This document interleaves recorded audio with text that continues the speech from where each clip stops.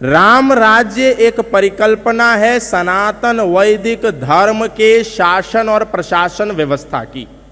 राम राज्य एक प्रतिनिधि, एक प्रारूप है सनातन धर्म का विजन ऑफ रेगुलेशन का, कि सनातन धर्म की मूल विचारधारा क्या है।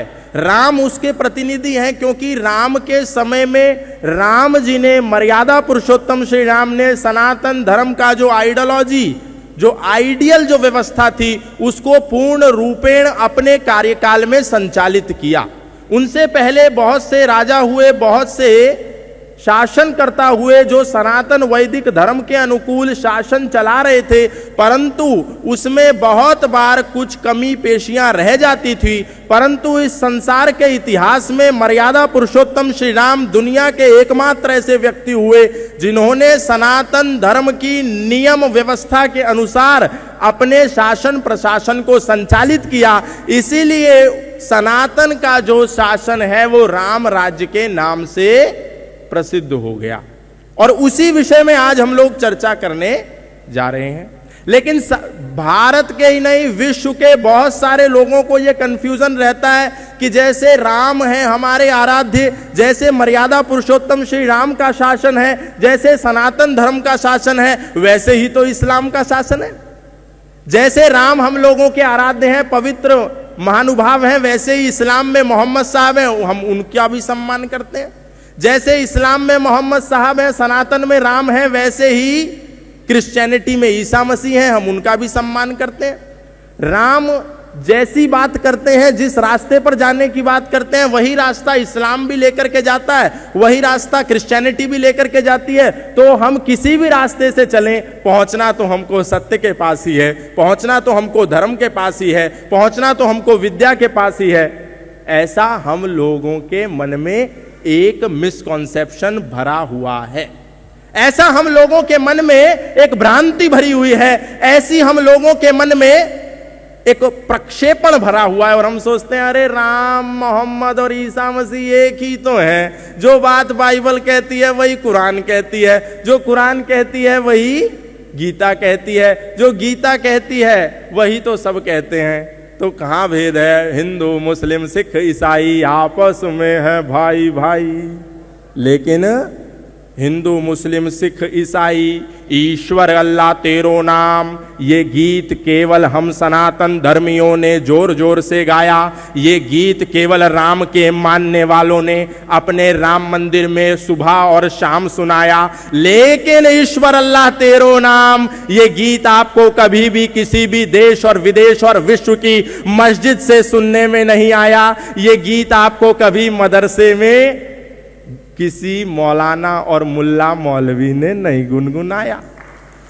केवल हम गुनगुनाते हैं, केवल हम एकता की बात करते हैं, केवल हम सौहार्द की बात करते हैं, क्योंकि हमारे मनों में एक इंजेक्शन ठोक दिया गया है कि जो सनातन धर्म सर्वे भवन्तु सुखिनः सर्वे सन्तु निरामया सर्वे भद्राणि पश्यन्तु मां कश्चित् दुःख भाग भवेत्, सभी सुखी हो, सभी निरोगी, सब पर बरसे ईश्वर की कृपा। हम सनातन धर्मी ये मानते हैं, तो शायद इस्लाम भी यही मानता होगा और इसी का पैगाम सुबह और शाम मस्जिदों से 5 बार अजान में देता होगा। इसीलिए हमारे बहुत सारे कथावाचक कहते हैं अरे जब हमारे मुल्ला जी अपनी नमाज कर रहे हो तो कोई बात नहीं, अपने हनुमान चालीसा की थोड़ी सी वॉल्यूम डाउन कर लेना।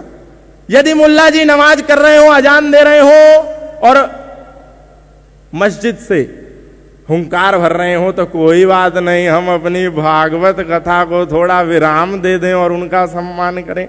क्योंकि हमें लगता है कि सनातन धर्म कहता है संगच्छध्वम संवदध्वम संवो मनांसि जानताम देवा भागम यथा पूर्वे संजानानाम उपासते। सब लोग प्रेम से रहें, सब लोग मिलकर रहें, सब लोग एकता में रहें, सब लोग संयुक्त होकर के रहें, सब लोग अपनत्व के साथ रहें, सब लोग ममत्व के साथ रहें। तो शायद इस्लाम भी ऐसा कहता होगा। हम लोग सोचते हैं क्योंकि सनातन धर्म का उद्घोष है, क्योंकि राम का उद्घोष है, क्योंकि राम राज्य का उद्घोष है, इंद्रम वर्धन्तु अप्तुरहा पागनन्तो रावणा कृण्वन्तो विश्वमार्यम, अपने भीतर की बुराइयों को निकालते हुए अच्छाइयों को बढ़ाते हुए इस संसार को आर्य बनाओ, मेक दिस यूनिवर्स नोबल। शायद यही इस्लाम भी कहता होगा, शायद यही बाइबल भी कहती होगी, शायद यही मोहम्मद साहब का पैगाम होगा, शायद यही ईसा मसीह की बात होगी। और इसी कंफ्यूजन में हम लोग भटक जाते हैं और भ्रमित हो जाते हैं और उनके चाकुओं की, उनके तलवारों की भेंट चढ़ जाते हैं। हमको लगता है कि जैसे हम लोग कहते हैं अयम निजः परो वैति गणनाम लघु चेतसाम उदार चरिता नाम तो वसुधैव कुटुंबकम, जो मर्यादा पुरुषोत्तम श्री राम का मुख्य उद्घोष है कि अयम निजः परो वैति, ये छोटा, ये बड़ा, ये ऊंचा, ये नीचा, ये अपना, ये पराया, ये गोरा, ये काला, ये अमीर और ये गरीब, ये दुर्भावना है, ये सोच संकुचित मानसिकता वाले लोगों की है। इसीलिए तुम पूरी वसुधा को अपना परिवार मानो। मर्यादा पुरुषोत्तम श्री राम का ये मुख्य उद्घोष है, राम राज्य का ये मुख्य उद्घोष है। हमको लगता है शायद अल्लाह ताला का भी ये उद्घोष होगा और इसीलिए हम मूर्खतापूर्ण हरे कृष्णा हरे रामा हरे कृष्णा हरे रामा इसके साथ साथ बोलते हैं अली मौला अली मौला अली मौला अली मौला अली मौला अली मौला अली मौला अली। कहां? मस्जिद में नहीं, किसी मिंबर पे नहीं, किसी मीनार में नहीं, किसी मदरसे में नहीं, अपने सनातन धर्म की सबसे ऊंची पीठ राम कथा की व्यास पीठ से बैठ करके हमारे सनातन धर्मी, हमारे कथावाचक, हमारे धर्मगुरु इस बात को कहते हैं और हम उनकी इस बात को सुन करके न केवल ताली बजाते हैं बल्कि उनकी कथा करने के बाद उनकी पॉकेट में 4 करोड़ रुपए डाल करके बोलते हैं वाह बापूजी आपने कितनी बढ़िया कथा सुनाई, हमारे तो रोम रोम में ऊर्जा का संचार हो गया। सोचिए हम लोग अपनी जड़ें खोद रहे हैं कि नहीं। और ये धर्मगुरु, ये तथाकथित आचार्य, ये तथाकथित भगवादारी हम लोगों को बेवकूफ बना रहे हैं कि नहीं। जो सच्चे भगवादारी हैं उनका सम्मान हमें सबको करना है, ये बात याद रखनी है। लेकिन जो नकली है, जो फर्जी है, हमको भ्रमित करने का कार्य कर रहे हैं, उस पर सावधान होना है। अच्छा, इन लोगों के असत्य बताने के कारण हम लोग राम राज्य, किंगडम ऑफ इस्लाम और किंगडम ऑफ गॉड को एक ही समझते हैं, इस्लामिक स्टेट को भी वही समझते हैं और वही समझते हैं। लेकिन हम कभी भी इनसे पूछते नहीं, अरे भैया जिस अजान को तुम रोकने को कह रहे हो वो मुल्ला जी क्या बोल रहा है 5 समय, उसका अर्थ तो बताओ। क्योंकि हमको लगता है जैसे हम मंदिर में खड़े होकर के बोलते हैं ओम भूर्भुवः स्वः तत्सवितुर्वरेण्यं भर्गो देवस्य धीमहि धियो यो नः प्रचोदयात्, हम उस प्राण स्वरूप दुख नाशक, सुख स्वरूप श्रेष्ठ तेजस्वी पापनाशक देव स्वरूप परमात्मा को अपनी अंतरात्मा में धारण करें। वह परमात्मा हमारी बुद्धि को सन्मार्ग की ओर प्रेरित करे। May almighty illuminate our intellect towards the righteous path. शायद मुल्ला जी जो 5 समय बोल रहे हैं उसका भी यही अर्थ होगा कि हे मोहम्मद साहब, हे अल्लाह ताला, हम सब सुखी से रहे, हम सब एक रहे, हम सब मिलके रहे। शायद ये होगा, इसीलिए हम भ्रमित हो जाते हैं। लेकिन हम नहीं सोचते कि वो बोल क्या रहे हैं। ला इलाहा इल्लल्लाह मुहम्मदुर रसूलुल्लाह, अशहदु अल्ला इलाहा इल्लल्लाह हुआ, अशहदु अन्न मुहम्मदन अब्दुहु व रसूलुहु। हमें लगता है हमारा जैसा गायत्री मंत्र है, हमारी जैसी ईश्वर स्तुति प्रार्थना उपासना है, वैसे ही वो लोग भी बोल रहे होंगे। लेकिन नहीं, सावधान सनातन धर्मियों, वो दिन में 5 बार तुमको चेतावनी देते हैं कि अल्लाह के सिवा कोई इबादत करने योग्य नहीं है और मोहम्मद के सिवा कोई रसूल नहीं है। वो चेतावनी देते हैं और हम मूर्ख हिंदू, हम मूर्ख सनातन धर्मी अपनी कथा को बंद करके उनकी चेतावनी को सुनने के लिए कान लगा लेते हैं। अरे मुल्ला जी का चेतावनी देने का समय हो गया, जरा कथा को रोक दो, जरा हनुमान चालीसा को रोक दो।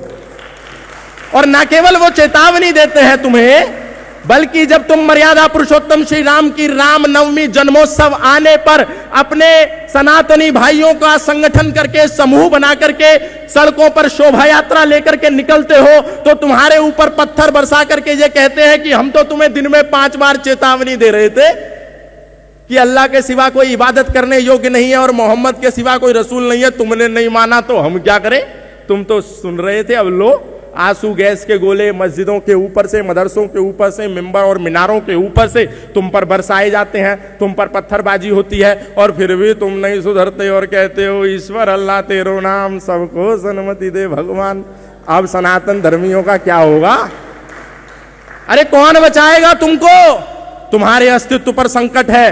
तुम्हारी भूल है कि तुम वेद को, उपनिषद को, दर्शन को गीता, महाभारत और रामायण को कुरान की श्रृंखला में ला करके खड़ा करते हो और बार बार कहते हो कि जो कुरान कहती है वही गीता में योगेश्वर श्री कृष्ण कहते हैं। अरे सावधान हो जाओ सनातन धर्मियों और पढ़ो अपनी गीता को, पढ़ो अपने उपनिषदों को, पढ़ो अपने वेदों को, पढ़ो अपने मनुस्मृति को, पढ़ो अपनी रामायण को और पढ़ो उनकी कुरान को, पढ़ो उनकी हदीसों को, ताकि तुमको पता चले कि धर्म क्या है और अधर्म क्या है, ताकि हम लोगों को पता चले सत्य क्या है और असत्य क्या है। हमको पता नहीं चलता, हमें लगता है मुल्ला जी मस्जिद में मदरसे में कीर्तन कर रहे हैं, लेकिन मुल्ला जी क्या कहते हैं, फैजन सलखल असहुरुल हुरम फक्तुल मुशरिकिन हैसु वजदतुहुम वखजुहुम वसरुहुम वखउदुलहुम कुल्ल मरसदीन फइन ताबू व अकामुस सलात व आतवुज ज़कात फखल्लू सबीलहुम इन्नल्लाह गफूरुर रहीम। मैं नहीं कह रहा, मीनाक्षी जी ने नहीं कहा, पुष्पेंद्र कुलश्रेष्ठ कह करके नहीं गए, उनकी कुरान की सूरा तौबा 9 आयत संख्या 5 कहती है कि फिर जब हराम के महीने बीत जाए उनकी घात में बैठो और इन मुशरिकों को, इन मूर्ति पूजकों को, इन अल्लाह को ना मानने वालों को, इस मोहम्मद पर ईमान ना लाने वालों को घात में बैठ करके जब मौका पाओ इनके सरों को इनके धड़ों से अलग कर दो। हम नहीं कहते, उनकी कुरान कहती है और हम फिर भी क्या कहते हैं, हिंदू मुस्लिम सिख ईसाई आपस में है भाई भाई, अब तुम्हें कौन बचाएगा। और ये एक नहीं, ऐसी 13-14 ऐसी आयतें हैं और असंख्य ऐसी अवैज्ञानिक बातें हैं जिनको पढ़ करके हमको लगता है अरे हमारे भाई तो हैं, क्या हो गया, उनकी इफ्तार पार्टी में जाकर के शामिल हो जाओ, कुछ नहीं गुजरेगा। पढ़ो कुरान में सूरा तौबा 9 आयत संख्या 29 तुम्हारे सर्वनाश की बात करती है और कहती है कातिलुल लज़ीना ला युमिनूना बिल्लाहि वला बिल यौमिल आखिर वला युहर्रिमूना मा हर्रमल्लाहु व रसूलुहु वला यदीनूना दीनल हक मिनल लज़ीना ऊतुल किताबा हत्ता युअतुल जिज़यत अन यदिव्यहुम सागिरून। ए ईमान ना लाने वालों, ए मोहम्मद साहब को ना मानने वालों, ए कुरान को ना मानने वालों, ए अल्लाह ताला को ना मानने वालों, ए इस्लाम को ना मानने वालों, तुम्हारी गर्दनें उतारी जाएंगी जब हमारी बहुसंख्या तुम्हारे क्षेत्रों में होगी। वो तुमको चेतावनी देते हैं और तुमको लगता है जैसे हम अपने मंदिरों में अपने भगवान योगेश्वर श्री कृष्ण के गीत गा रहे हैं, हरे कृष्णा हरे राम हरे कृष्णा हरे राम, वैसे ही वो अल्लाह की पूजा कर रहे होंगे, इबादत कर रहे होंगे। ऐसा ही सोचते हैं हम लोग और फिर कहते हैं हम राम राज्य बनाएंगे, हम हिंदू राष्ट्र बनाएंगे। अरे वो लोग बनाएंगे इस्लामिक स्टेट, क्योंकि वो केवल भाषणों में, क्योंकि वो केवल नारों में अपनी बातों को लेकर के सीमित नहीं है। हर एक देश के और विदेश के और हर एक क्षेत्र के मुसलमान का बेटा मदरसे में जाता है, इसीलिए इस्लामिक स्टेट बनाना सरल है। वो बना ले जाएंगे, वो उद्घोष नहीं करेंगे, वो हमारी तरह भाषण नहीं देंगे, वो हमारी तरह उत्सव नहीं मनाएंगे, लेकिन अपने घर के एक एक बच्चे को मदरसे में भेज करके वो एक दिन इस देश में, वो एक दिन इस पूरी धरती पर इस्लाम का झंडा चांद सितारे वाला कायम कर देंगे और हम कहेंगे हिंदू राष्ट्र जिंदाबाद, और अपने बच्चे को कॉन्वेंट स्कूल में भेजेंगे और फिर कहेंगे हम हिंदू राष्ट्र बना लेंगे। अरे तुम्हारी भूल है, तुम राम राज्य को भूल जाओ, तुम भूल जाओ, हिंदू राष्ट्र को नहीं बना सकते।